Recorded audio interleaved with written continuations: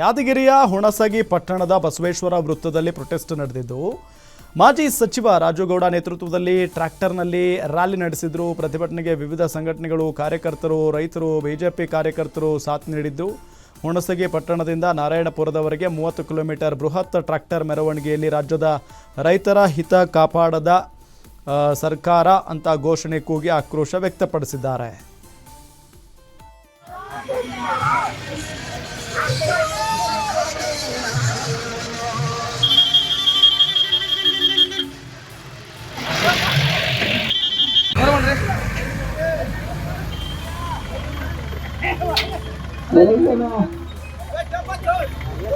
ಗಾಡಿ ಮುಂದಿರಲಿ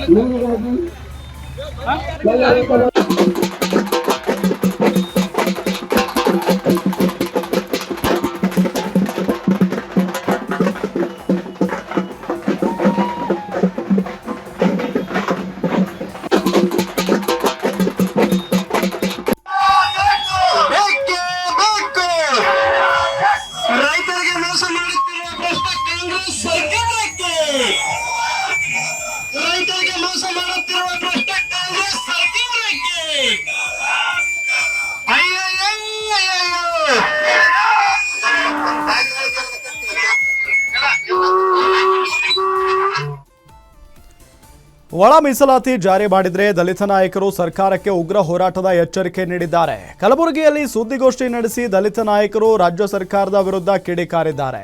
ಒಂದು ಸಮುದಾಯದ ಓಲೈಕೆ ಸಮಂಜಸವಲ್ಲ, ಇದರಿಂದ ಅನ್ಯ ಸಮುದಾಯಕ್ಕೆ ಅನ್ಯಾಯವಾಗುತ್ತದೆ. ಮರು ಜನಗಣತಿ ಮಾಡಿದ ಬಳಿಕ ಒಳ ಮೀಸಲಾತಿ ಜಾರಿ ಮಾಡುವಂತೆ ಒತ್ತಾಯಿಸಿದ್ದಾರೆ. ಅವೈಜ್ಞಾನಿಕ ವರದಿ ಜಾರಿ ಮಾಡಿದ್ರೆ ಕಾನೂನು ಹೋರಾಟ ಮಾಡಲಾಗುವುದು ಅಂತ ದಲಿತ ನಾಯಕರು ಆಕ್ರೋಶ ಹೊರಹಾಕಿದ್ದಾರೆ. ನಾಗಮೋಹನ್ ದಾಸ್ ಅವರಿಗೆ ಸಂಪರ್ಕ ಮಾಡಿದ್ವಿ. ವಿಶೇಷ ಸಮಯ ತಗೊಂಡು ಮಂತ್ರಿಗಳಾಗಿರ್ಬೋದು, ರಾಜಕೀಯ ಸಭಾಪತಿಗಳಾಗಿರ್ಬೋದು, ಎಲ್ಲರೂ ಸೇರಿ ಮಾತಾಡಿ ಕರೆದಾಗ ನಾಗಮೋಹನ್ ದಾಸ್ ಅವರು ಹೇಳಿದ್ರು ಸ್ಪಷ್ಟವಾಗಿ ಏನು ಹೇಳಿದಾರಪ್ಪ ಅಂತಂದ್ರೆ, ಅದು ಕೂಡ ಯಾವುದೇ ಒಂದು ಸಮುದಾಯಕ್ಕೆ ಮನವೊಲಿಕೆ ಮಾಡೋದ್ರ ಜೊತೆಗೆ ಉಳಿದ ಈ ವಂಚಿತ ಸಮಾಜಗಳ ಒಂದು ಸಂವಿಧಾನಾತ್ಮಕವಾದಂಥ ಪ್ರಜಾಪ್ರಭುತ್ವ ಮತದಾನ ಮುಖಾಂತರ ಅವರಿಗೂ ಒಂದು ಒಳ್ಳೆಯ ಪಾಠವನ್ನು ಕಲಿಸಿದ್ದಾರೆ.